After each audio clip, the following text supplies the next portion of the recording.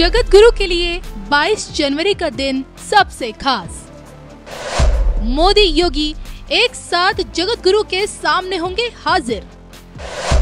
Semifinal में मिट गए सनातन विरोधी, अब आगे क्या? मोदी योगी की कमाल की जोड़ी करेगी क्या धमाल? देखिए सिर्फ धर्म ज्ञान पर।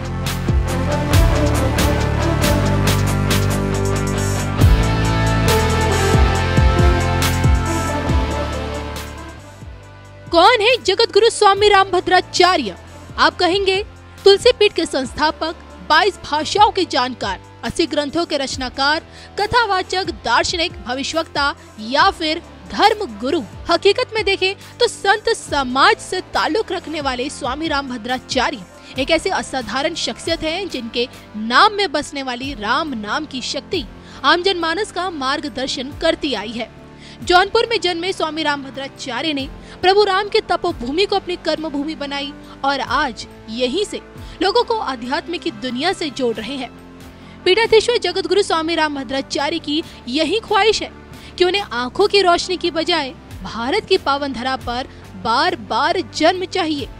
स्वामी रामभद्राचार्य का करिश्माई व्यक्तित्व ऐसा है कि देश के प्रधानमंत्री नरेंद्र मोदी भी उनके सानिध्य में आने की चाह रखते हैं। दोनों के बीच की मित्रता ऐसी है कि मित्र के बुलावे पर पीएम मोदी दौड़े दौड़े चित्रकूट में स्थित तुलसी पीठ पहुंचते हैं।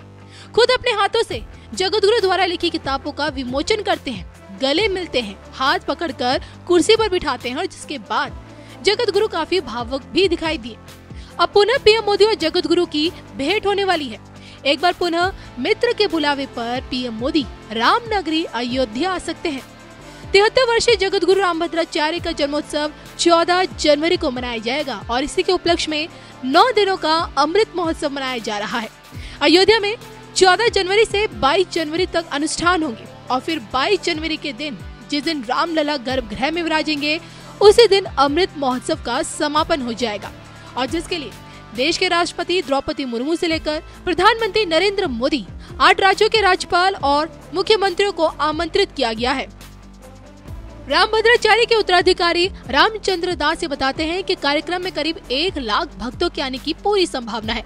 मतलब ये कि जगत गुरु का जन्म दिवस है जिसे वो रामलला की प्राण प्रतिष्ठा की खुशी में अमृत महोत्सव के रूप में मना रहे हैं।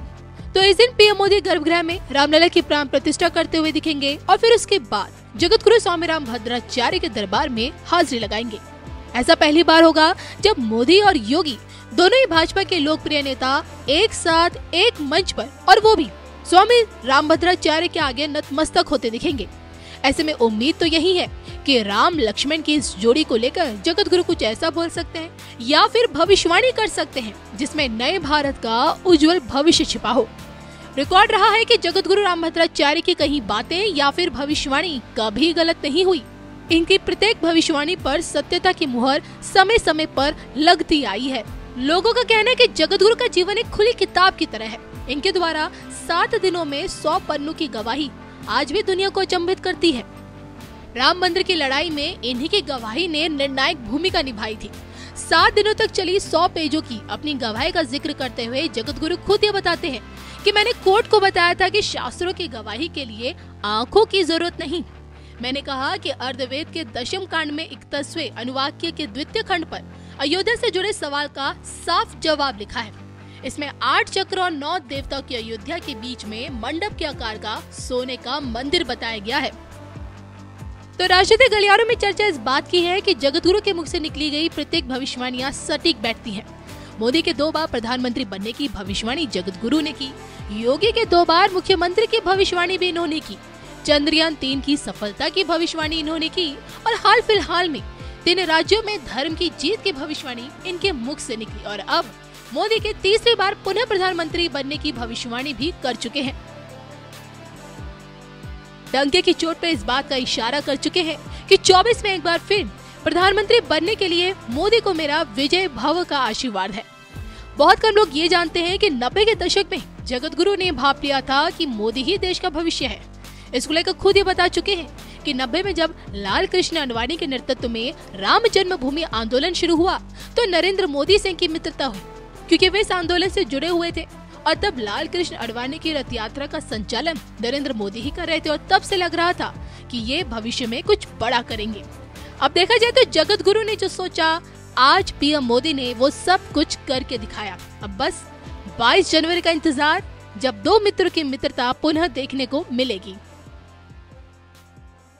हम सबको आशीर्वाद देने के लिए उपस्थित पूजनीय जगत गुरु श्री रामभद्राचार्य जी, यहाँ पधारे हुए सभी तपस्वी वरिष्ठ संतगण, ऋषिगण, मध्य प्रदेश के राज्यपाल श्री मंगूभाई पटेल, मुख्यमंत्री भाई शिवराज जी, उपस्थित अन्य सभी महानुभाव, देवी और सज्जनों, मैं चित्रकूट की परम पावन भूमि को पुनः प्रणाम करता हूं।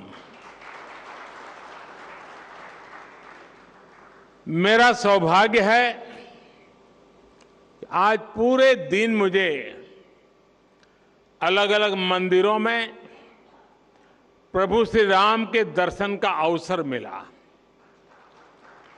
और संतों का आशीर्वाद भी मिला है। विशेषकर जगतगुरु रामभद्राचार्य जी का जो स्नेह मुझे मिलता है वो अभिभूत कर देता है। सभी श्रद्धेय संतगण, मुझे खुशी है कि आज इस पवित्र स्थान पर मुझे जगत गुरु जी की पुस्तकों के विवाचन का अवसर भी मिला है।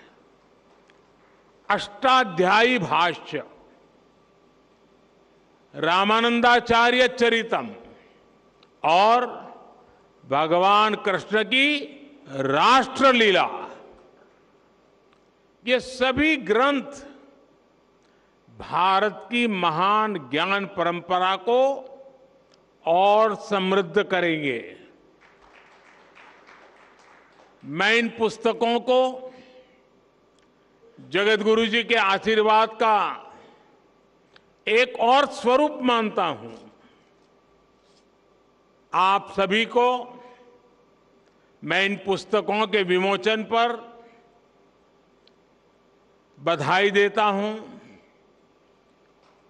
मेरे परिवारजनों, अष्टाध्यायी भारत के भाषा विज्ञान का, भारत की बौद्धिकता का और हमारी शोध संस्कृति का हजारों साल पुराना ग्रंथ है।